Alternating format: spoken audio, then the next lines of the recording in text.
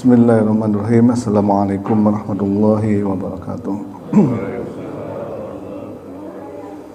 Alhamdulillahilladzi anzala ala abdihil kitaba wa lam yaj'al lahu iwaja. Wassalatu wassalamu ala sayyidina Muhammadin nabil mustafa wa ala alihi wa sahbihi wa man ihtada amma ba'd. Hadirin jamaah subuh yang dirahmati Allah Subhanahu wa taala, puji dan syukur marilah senantiasa kita panjatkan kehadirat Allah Subhanahu wa taala atas anugerah dan limpahan nikmatnya kepada kita semua sehingga kita tidak akan mampu untuk menghitungnya. Salawat dan salam semoga selalu tercurah kepada junjungan kita Nabi besar Muhammad sallallahu alaihi wasallam. Mudah-mudahan kita senantiasa bisa melaksanakan sunnah-sunnahnya dan semoga di akhirat kelak kita mendapatkan syafaatnya. Amin ya rabbal alamin. Hadirin jamaah subuh dirahmati Allah Subhanahu wa taala. Pagi ini kita akan kembali belajar bersama-sama untuk bisa mengungkap makna-makna dari ayat-ayat Al-Qur'an, khususnya ayat-ayat yang mengenai seputar Ramadan ya. Masih di surat Al-Baqarah ayat 186 kita perdalam lagi. A'udzubillahi minasyaitonirrajim. Bismillahirrahmanirrahim. Wa idza sa'alaka 'ibadi 'anni fa inni qarib. Ujibud da'watad da'i idza da'an falyastajibu li wal yu'minu bi la'allahum yarshudun. Shadaqallahul azim. Di antara rangkaian ayat-ayat Ramadan dari mulai 183, 184, 185. Nah, di 186 nih ada ayat yang kesannya kok nggak nyambung. Nah ini, kok ngapain sih nyeritain ini? Itu kan nggak lagi nyeritain Ramadan, kan begitu. Kalau yang awal-awal tadi nyeritain bagaimana puasa Ramadan, bagaimana ini. Kemudian setelah ayat ini 187 juga kembali lagi Ramadan lagi gitu. Ini maksudnya apa, kok ada nyempil di tengah-tengah ayat Ramadan kok ada ayat ini, maksudnya apa? Baik para ulama tafsir menjelaskan bahwa makna dari ayat 184 ini dan 186 ini adalah khususnya mengenai doa. Sehingga hubungannya apa dengan ayat sebelumnya atau sesudahnya, bahwa di bulan Ramadan ini kita diharapkan melakukan banyak meminta, berdoa kepada Allah Subhanahu wa taala. Jangan dilupakan mengenai doa. Terutama pada saat-saat mustajab doanya. Udah sih bulannya bulan Ramadan, bulan yang memang mustajab untuk berdoa, tapi ada juga waktu-waktu khusus. Khususnya di bulan Ramadan ini memang sangat mustajab untuk berdoa. Kapan aja yang spesial bulan Ramadan? Nah, pada saat sahur ya.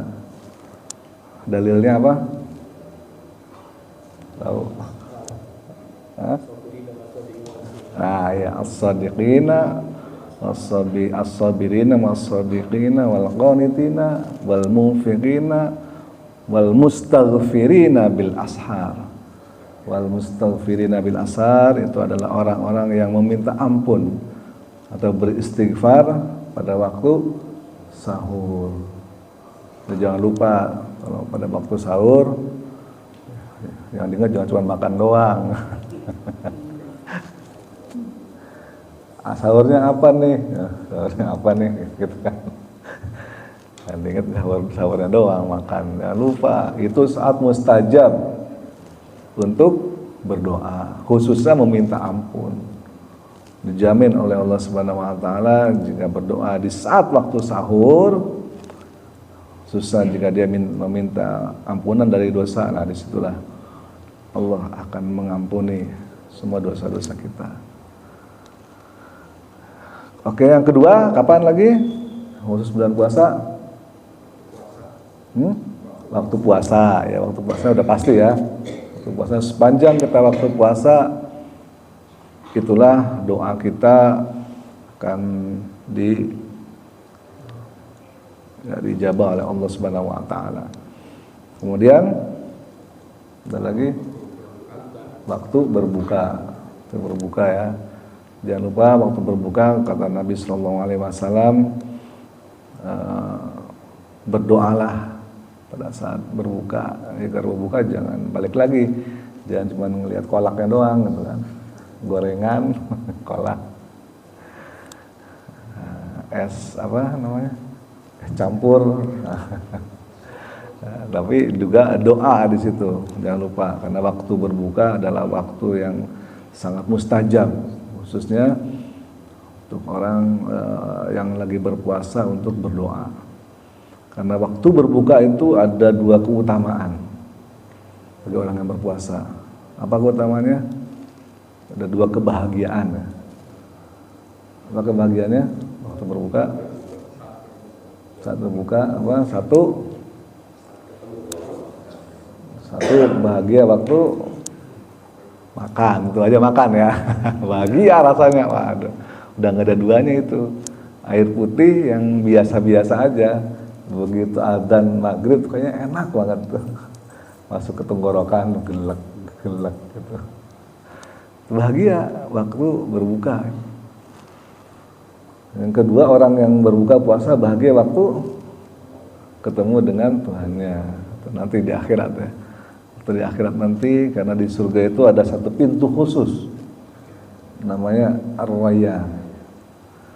Jadi ada pintu Ar-Rayyan, mana pintu ini adalah khusus bagi mereka yang memang berpuasa khususnya di bulan Ramadan menjalankannya. Sehingga dengan saat bertemu dengan Allah Subhanahu wa taala, dia akan kembali merasakan kebahagiaan yang tiada tara. Sampai-sampai kenikmatan surga lupa dia. Bidadari itu lupa Pak Eri. Saking senangnya ketemu Allah. Karena di selama dunia ini nggak ada satupun makhluk yang bisa melihat Allah kan gitu. Bahkan Nabi siapa dulu? Nabi Musa ya, yang pengen melihat Allah. Ya Allah, gimana sih? Aku pengen melihat Engkau. Kata Allah, baik, aku akan bertajali, akan menampakkan diriku, zatku kepada gunung. Jika gunung itu mampu untuk tetap berdiri tegar, maka aku akan bisa melihatku. Begitu kata Allah.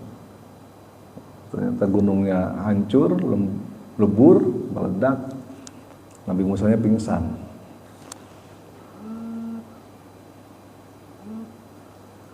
Nabi Musa pingsan, akhirnya beliau bertaubat.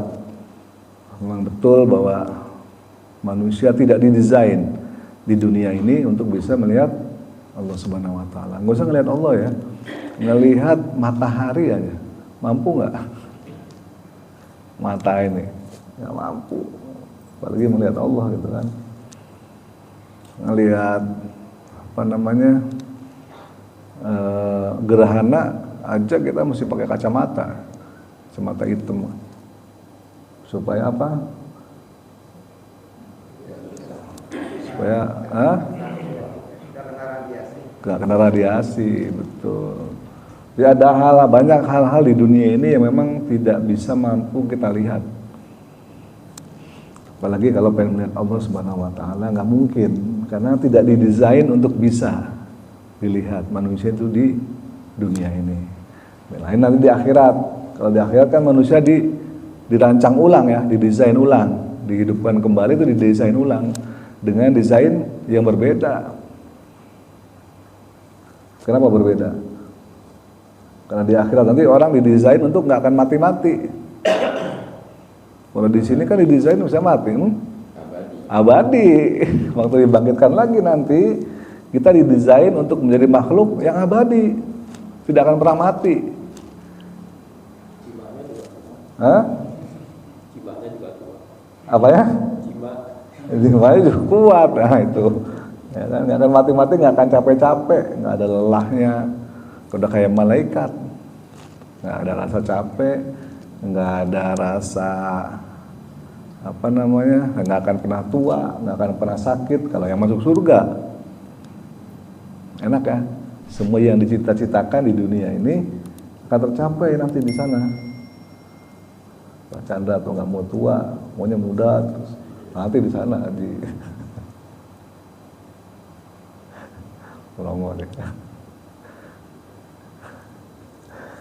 Ya, ada orang yang pengen sehat terus, nggak mau sakit. Hah? Ulah. Ya kan, bawa bekal yang banyak, pulang. Udah, nanti sehat terus di sana tuh, nggak akan sakit. Enak. Ada yang mau muda terus, ada yang pengen kelonan terus gitu kan, karena sendiri terus itu. Nah, gampang caranya. Masalahnya adalah yakin nggak kita bakalan masuk surga kan gitu. Nah, kayak di bulan Ramadan ini kita diajarkan, kita di training oleh Allah Subhanahu wa taala untuk menjadi orang yang bertakwa supaya nanti kita bisa masuk ke dalam surganya dan merasakan segala kenikmatan. Bagi orang yang gagal untuk masuk surga, ya palingnya minimalnya kalau orang Islam, kalau banyak dosanya, kemarin kan dosa-dosa besar tuh ya. Kalau orang Islam pasti itu dijamin semua masuk surga, itu pasti orang Islam. Selama dia ada iman di dalam hatinya, selama dia pernah syahadat, pasti masuk surga, nggak usah khawatir ya. Tapi ada tapinya kan, mampir dulu, diucek. Makanya doanya kan, apa doanya? Sehari tiap hari kita baca, Rabbana atina, ya Tuhan kami, atina berikanlah kepada kami atau anugerahkanlah kepada kami, fid dunia, di dunia ini apa? Hasanah, kebaikan. Anugerahkanlah kepada kami kebaikan di dunia ini. Wa fil akhirati, dan di akhirat nanti hasanah. Terus waqina adzabannar, dan jangan sampai di akhirat nanti kami mampir dulu ke neraka. Nah, itu maksudnya doa itu. Nah, kayak doa itu kenapa sih ada waqina adzabannar kan gitu? Kan harusnya atina fid dunya hasanah, udah baik di dunia, baik di akhirat udah cukup ya. Kenapa ada ujungnya kok ada waqina adzabannar, kenapa? Nah, maksudnya di akhirat dapat kebaikan, tapi jangan sampai mampir dulu, diucek, dibersihin, ya kan, baru dimasukin dalam surga. Karena ada yang seperti itu yang kemarin ceritakan Pak Lulih, dosa-dosa besar. Kalau nggak sempat bertobat, tapi kalau sempat bertobat ya, insya Allah enggak. Karena Allah Maha penerima taubat, khususnya di bulan, kembali lagi di bulan Ramadan ini. Ini adalah bulan yang memang sangat spesial dalam membakar atau menghapus dosa-dosa yang pernah kita lakukan, baik itu dosa besar maupun dosa kecil. Asalkan jangan lupa setelah Ramadan jangan diulangi lagi dosanya. Gitu. Kalau diulangi lagi ya, mungkin ada yang nanya, no, gimana kalau udah berbuat dosa besar? Ya, nggak masalah, tinggal minta ampun aja. Tidak ada dosa yang besar kalau kita mau bertobat, dan tidak ada dosa yang kecil kalau kita nggak mau bertobat. Kita merasa nggak punya dosa besar, nggak pernah membunuh, nggak pernah syirik, nggak pernah ini, apa yang cuma bohong-bohong kecil doang. Tapi nggak pernah tobat, bohong lagi bohong, bohong kan dosa kecil ya, bohong-bohong sama teman gitu kan. Sering nggak kita bohong sama teman ya?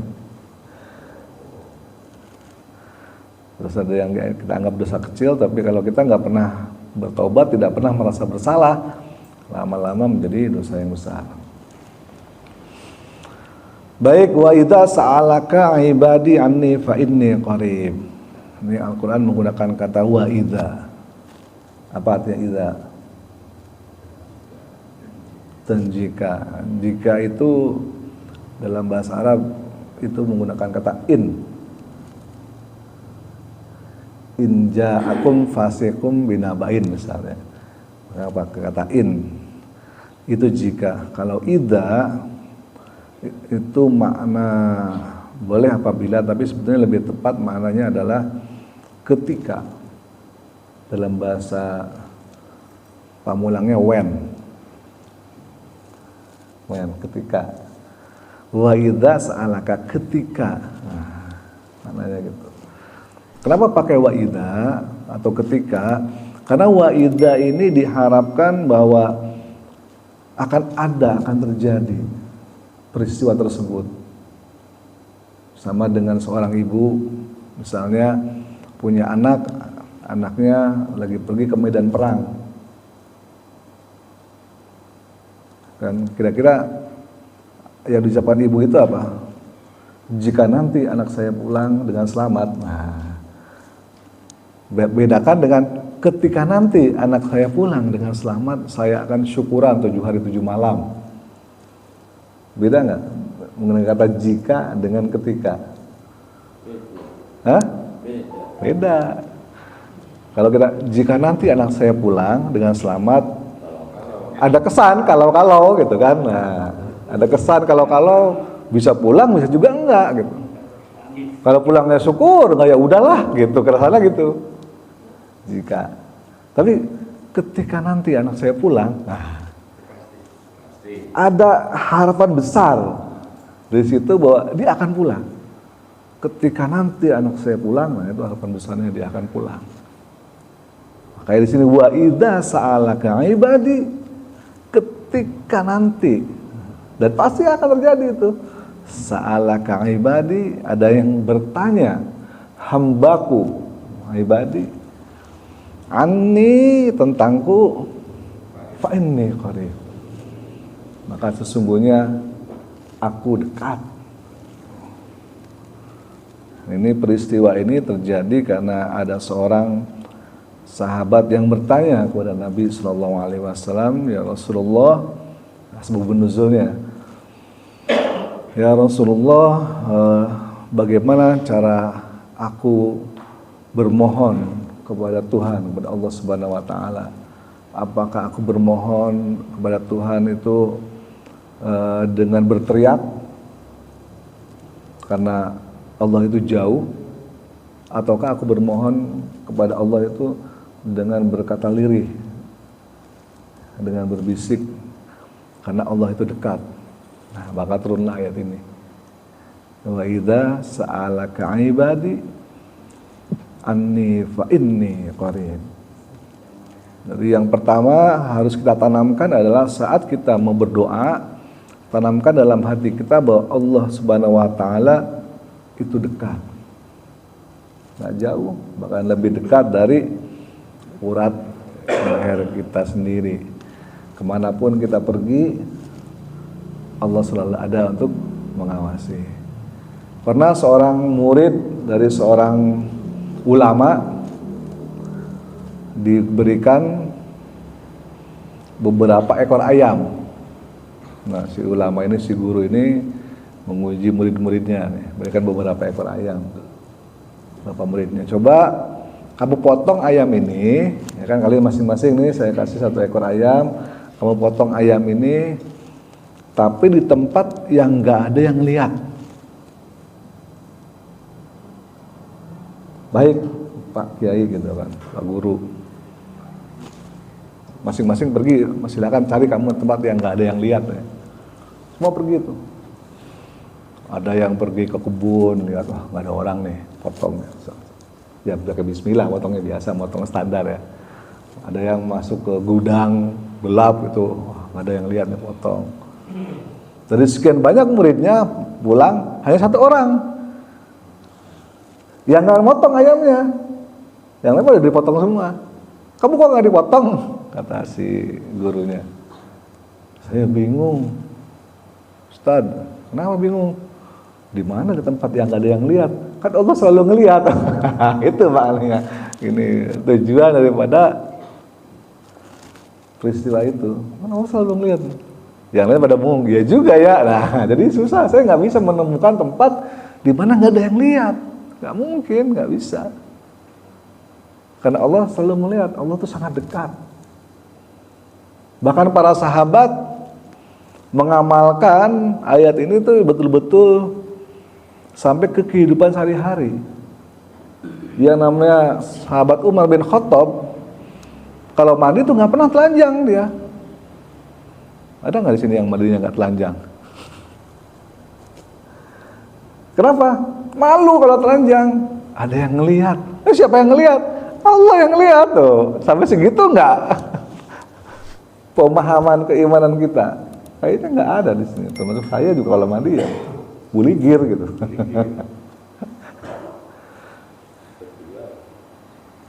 Umar bin Khattab sampai segitu, mandi itu nggak pernah telanjang, nama malu.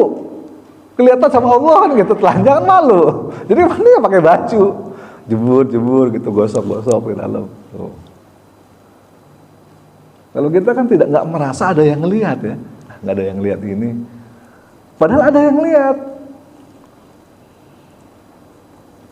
Beda sama para sahabat betul-betul ada yang lihat, benar-benar. Santai-santai tadi itu benar-benar mereka tahu persis bahwa ada yang lihat, nggak mungkin nggak ada yang lihat. Itulah bagaimana di Ramadan ini kita diajarkan untuk mematrikan, mendalami di dalam hati kita bahwa setiap saat kita itu selalu ada yang melihat dalam kondisi apapun. Mungkin kita tidak se-ekstrim ya para sahabat yang seperti itu. Minimalnya saat kita lagi sendiri, kadang-kadang kan suka ngerasa nggak ada orang, sehingga mungkin kita ngelihat gambar apa gitu kan di sosial media misalnya, bagus-bagus, serasa nggak ada yang lihat gitu. Kan nggak ada orang ini, nggak ada orang di rumah, mumpung gitu. Serasa buka-buka situs yang enggak misalnya, karena merasa nggak ada yang lihat.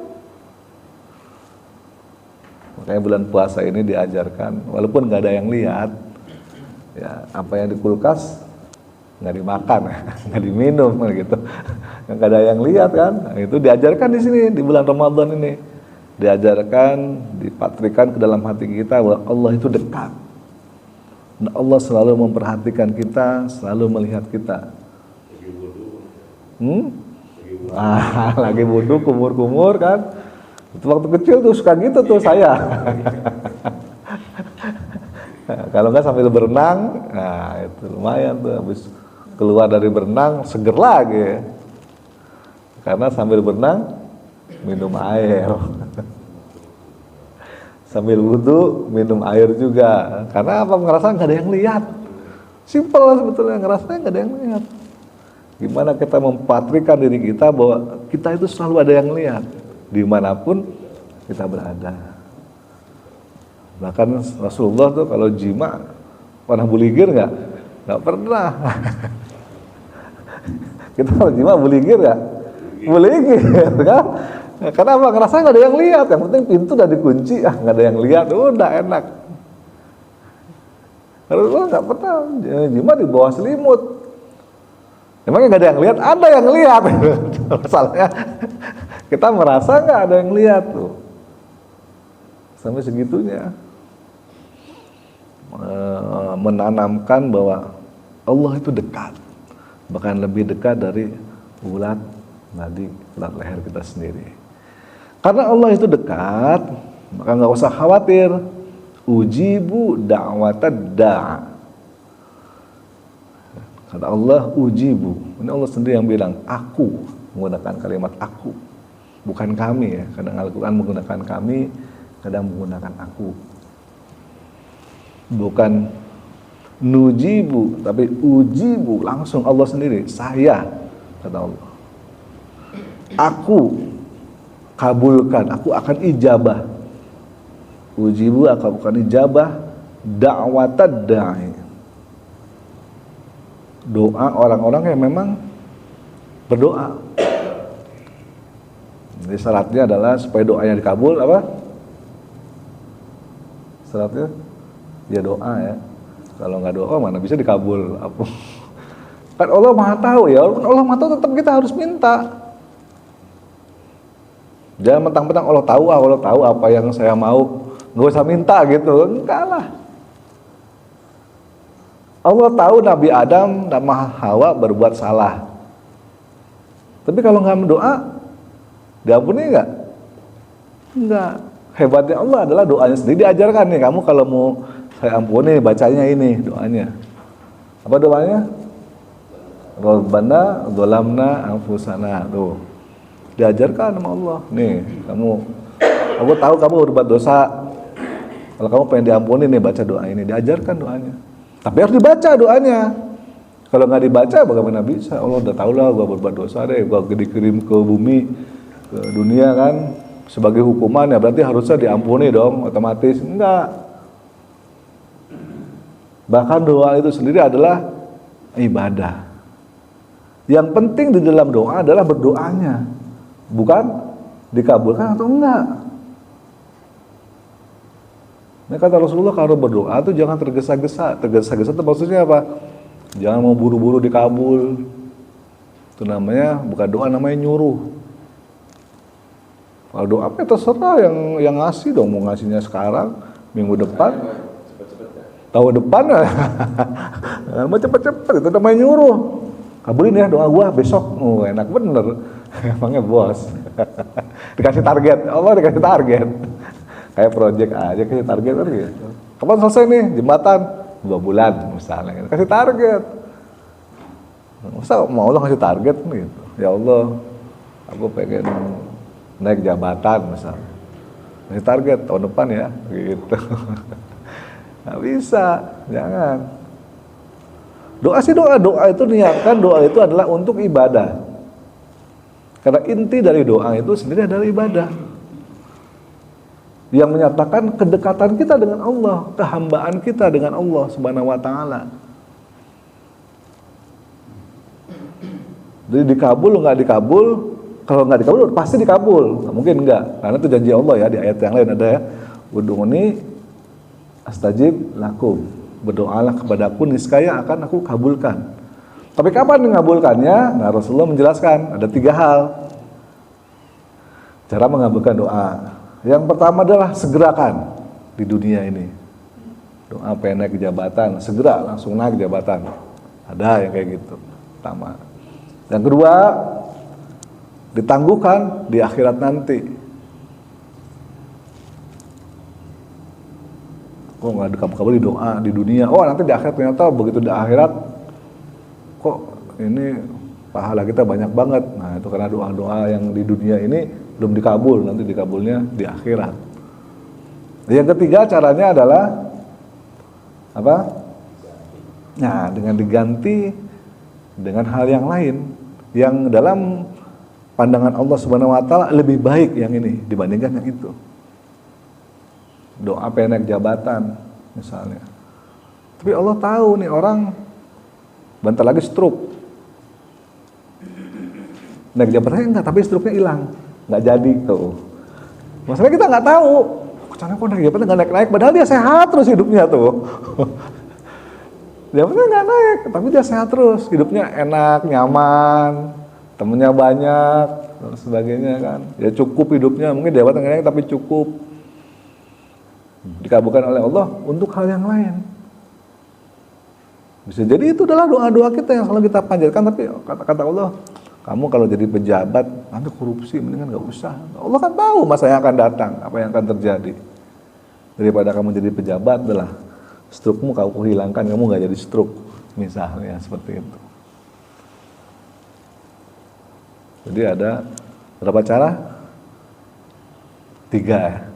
Ada 3 cara Allah mengabulkan doa. Yang pertama adalah langsung di dunia kontan, yang kedua ditangguhkan di akhirat, yang ketiga diganti dengan hal yang lain yang setara dengan itu. Kenapa begitu? Ya itu suka-suka Allah dong, Allah yang ngasih. Jadi jangan maksa juga. Jangan mau jadi pejabat nggak apa-apa deh stroke. Yang penting jadi pejabat. Jangan begitu. Jadi yang penting adalah kita berdoa. Adapun dikabul sekarang, nanti, atau diganti dengan yang lain, kapan waktunya itu kita serahkan kepada Allah Subhanahu wa taala. Bukan kita yang menentukan. Karena kita tidak berhak untuk menyuruh Allah. Yang kita berhak lakukan adalah meminta kepadanya. Karena berdoa saja itu sudah merupakan bagian dari ibadah. Allah senang kalau kita meminta kepadanya. Dia menunjukkan kita nggak mampu, kita nggak bisa, kita nggak punya apa-apa. Dan Allah yang memiliki segalanya, yang mempunyai segalanya. Ujibu da'watad da'i idza da'an. Niscaya aku akan penuhi, akan aku ijabah mereka orang-orang yang berdoa, khususnya di bulan Ramadan ini. Lebih khusus lagi pada saat sahur dan pada saat berbuka.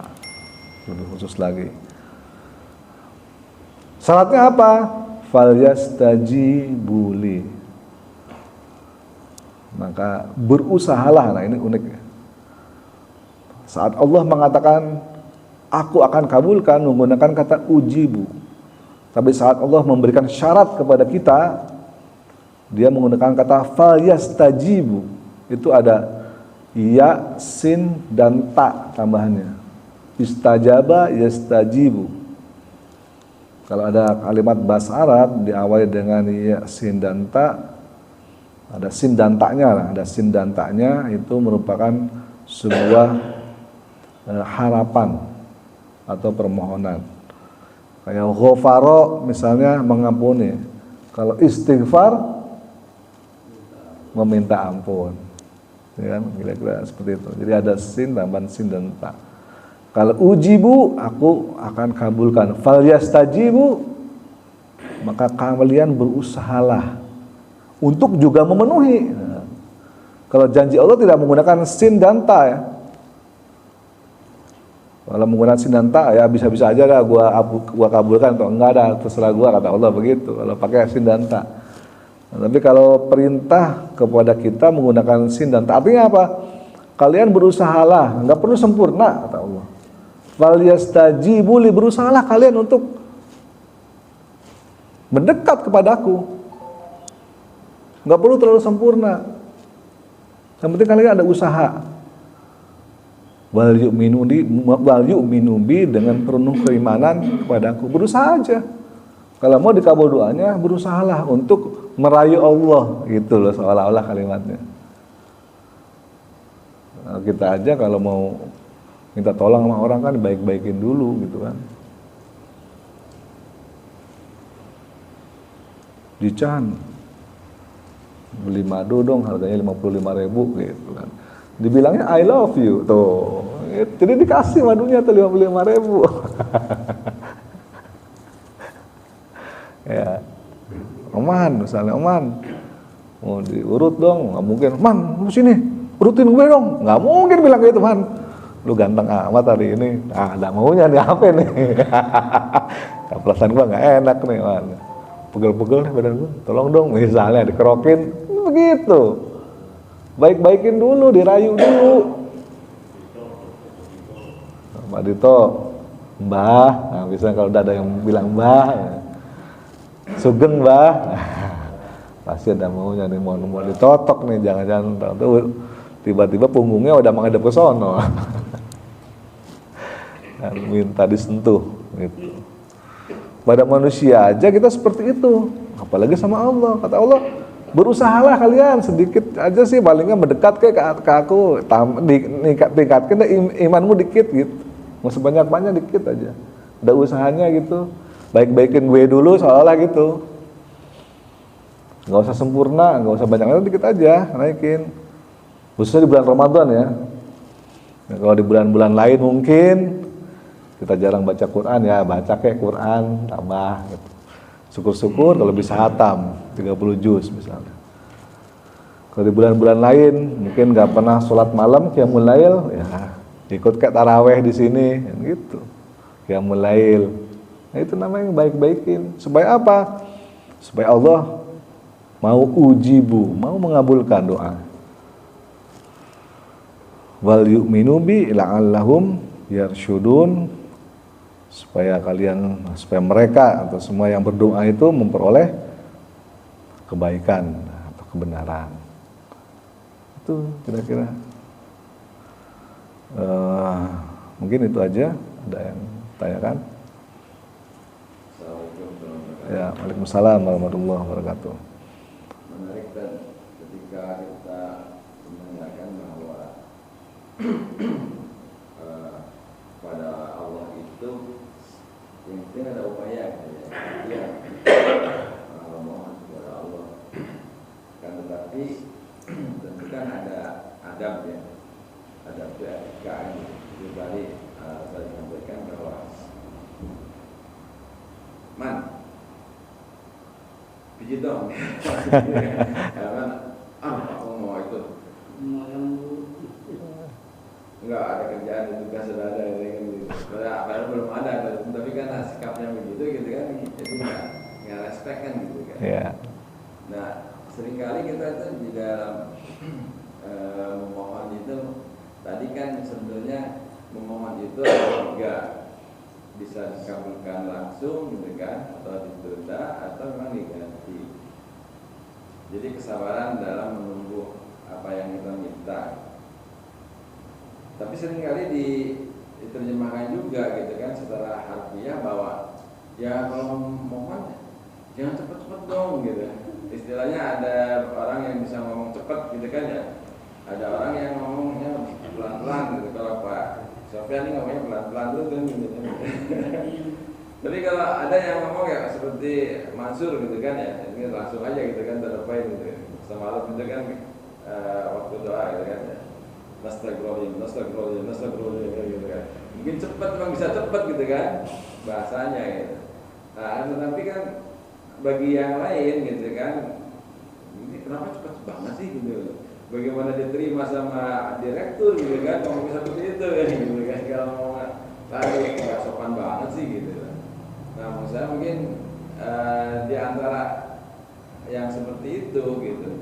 Seperti apa kita nih dalam berdoa gitu atau memohon itu gitu, atau dengan karena kita bisa cepat langsung cepat gitu kan supaya bisa cepat selesai gitu urusannya gitu atau memohon, atau tetap dengan atar gitu kan, dengan datar gitu seperti itu bagaimana?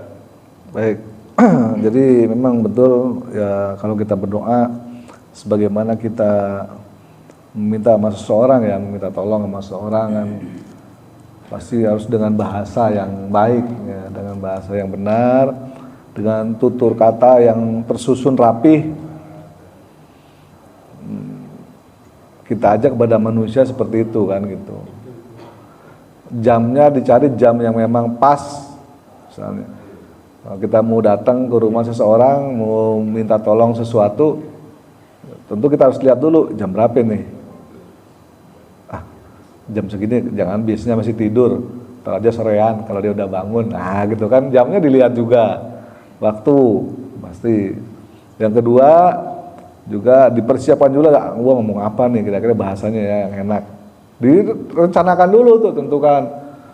Gua mau ngomong ngalor ngidul dulu, kesana dulu, kesini, nah ujung-ujungnya kesono juga gitu kan. Yang ngalor ngidulnya itu kira-kira bikin dia enak lah yang kedengerin misalnya gitu. Dan itu dengan bahasa yang memang enak didengar, yang komunikatif dan sebagainya. Makanya doa-doa itu sudah diajarkan semuanya di dalam, baik di dalam Al-Quran maupun di dalam hadits.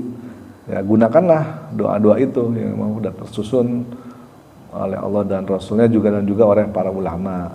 Kemudian yang kedua, cara pengucapannya. Tentu cara pengucapannya sebaiknya diucapkan dengan kalimat yang tenang gitu loh, yang ini yang jelas.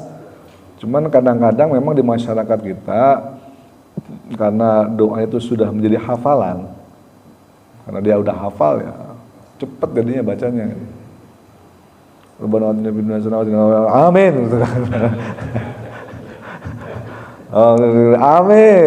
Amin. Nggak tahu apa yang dibaca imam, nggak tahu juga gitu. Imamnya juga nggak paham maknanya apa yang dibaca, jadi kan susah.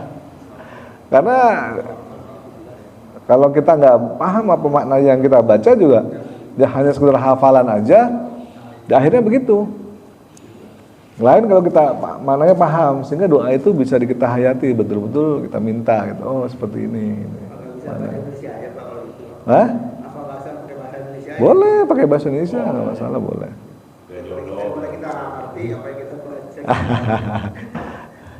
Boleh pakai bahasa Indonesia, boleh, nggak masalah. Doa khusus ya pakai Indonesia, tapi kalau doa umum sebaiknya pakai doa yang muktabar, ya sudah ada. Doa umum ya, kayak Rabbana Atina, itu kan doa umum.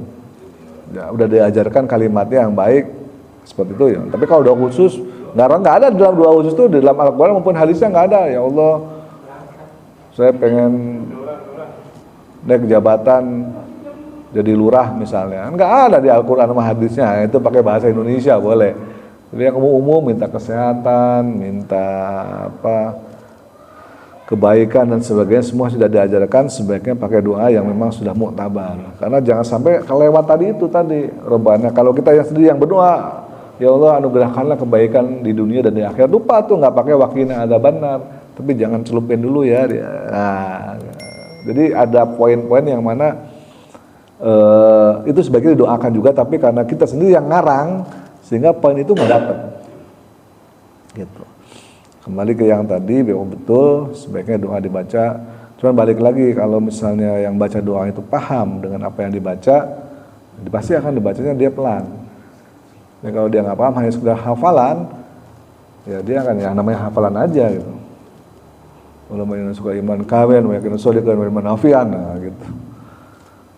Sehingga tidak kurang meresapi lah. Tapi balik lagi, berdoa cepat, berdoa lambat, dua-duanya bagus. Yang nggak bagus adalah yang nggak doa. Kan banyak tuh habis sholat, assalamualaikum, langsung cus, kan? Pergi, doanya kagak, zikir kagak, itu loh. Allah atas jalan, bukan atas salam. Ada yang gitu saya lihat tuh, begitu assalamualaikum langsung cus pergi. Doa dulu kayak minimal sampai tadi Allah atas salam itu minimal banget. Rasulullah ngajarkan istighfar, kemudian Allah atas salam, jangan lupa. Habis itu ya bolehlah, itu paling minimalnya itu habis sholat. Karena kalau sama sekali kesannya balik lagi, sebetulnya nggak masalah, boleh secara hukum fikih habis sholat boleh nggak doa langsung pergi ya boleh, nggak masalah. Tapi kesannya kok kita kayak nggak butuh Allah gitu loh, nggak butuh doa.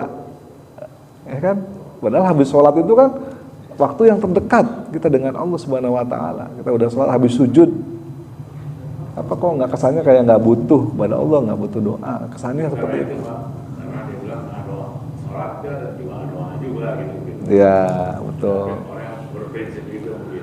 Cuman kan sholat doanya kan doa umum, nggak doa khusus kan nggak ada di dalam sholat itu doa. Tadi misalnya kan minta naik jabatan misalnya atau minta apa, kan pasti semua orang pengen ada keinginan gitu loh. Nah, pengen kawin lagi. Hah? Udah belajar tasawuf. Apa ya? Malu kalau minta katanya. Itu. Itu salah itu menurut saya tuh, malu kalau minta. Harus minta. Justru Allah tuh senang kalau diminta. Kalau nggak diminta kesannya dia sombong. Justru kesannya sombong kalau nggak minta. Artinya walaupun kita sebetulnya nggak butuh-butuh banget, ya doain aja. Karena untuk hanya sekedar menunjukkan kita itu butuh dengan Allah. Justru di situ poinnya. Banyak-banyaknya berdoa. Walaupun kita mungkin nggak butuh, walaupun mungkin kita merasa kita udah sehat, ya minta aja sehat. Mungkin jabatan kita udah tinggi, duit kita udah banyak, ya minta aja rezeki yang banyak tetap. Bukan karena apa-apa, karena kita merasa hanya sekedar kita tunjukkan kepada Allah Subhanahu Wa Taala bahwa kita butuh dengan Dia. Kita pengen lebih dekat dengan Dia, kita pengen beribadah dengan Dia. Karena semakin banyak kita berdoa, semakin banyak kita merasa bahwa kita butuh dengan Allah, sehingga kita semakin dekat dengan Allah Subhanahu Wa Taala. Jadikan doa itu hanya sebagai sumber ibadah aja, tambahan amal itu, sama dengan zikir, sama dengan hal yang ibadah lainnya yang sunnah. Baik, ada lagi? Ya. Waalaikumsalam. Tadi dikatakan pada waktu di ayat Nabi Allah akan memperlihatkan wajahnya gitu pada ayat Nabi. Tapi pada saat beberapa waktu yang lalu saya bertanya sama dengan yang lain bahwa Allah tidak akan secara fisik itu hanya membuktikan menyatakan bahwa besar akan memperlihatkan kebesarannya Allah gitu. Ini kan mana yang akan di orang wajahnya secara fisik kok kayak gitu Allah kayak gitu kan atau di layar gitu. Ya, nanti buktiin aja nanti di akhirat. Yang penting masuk surga dulu. Tuh kan gue bilang apa tuh kelihatan kan begitu. Tinggal nanti di akhirat sono. Tapi susah kan kalau kayak ini. Dalilnya masalah jelas banget gitu loh. Dalilnya tuh itu jelas banget bahwa kita bisa melihat. Allah ada tuh nanti ayatnya, lupa saya ayat surat apa itu. Ada dalilnya tuh jelas banget. Bahwa kita bisa melihat Allah Subhanahu wa taala nanti di surga. Ya, adapun kalau mereka yang percaya Allah tetap tidak bisa dilihat, ya nggak apa-apa juga gitu. Itu sih keyakinan masing-masing lah, terserah gitu kan. Nanti untuk membuktikan itu ya tinggal lihat aja nanti di surga pas ketemu. Bang, sini. Tuh, kan kelihatan misalnya. Mana enggak lu. Gampang gitu. Karena memang ya susah ya. Namanya pendapat kadang-kadang ya beda-beda lah pendapat seperti ini ada seperti itu. Karena mereka yang berpendapat seperti itu bahwa Allah tetap tidak bisa dilihat di akhirat adalah mereka yang sebetulnya tujuannya adalah mengagungkan Allah Subhanahu wa taala. Bahwa Allah Subhanahu wa taala tetap tidak akan bisa dilihat di akhirat karena dia ya terlalu tinggi gitu, terlalu agung untuk bisa dilihat oleh mata manusia ini. Padahal kalau menurut berpendapat yang bisa melihat adalah kalau di surga ya tadi itu desainnya beda. Manusianya udah abadi, hatinya udah bersih, udah dibersihin, pikiran kotornya juga udah hilang, ya kan? Hatinya juga udah bersih, dosanya udah nggak ada. Namanya orang penduduk surga kan gitu. Ya wajar kalau dia bisa melihat Allah karena udah bersih hatinya. Tuh. Oke, ada lagi?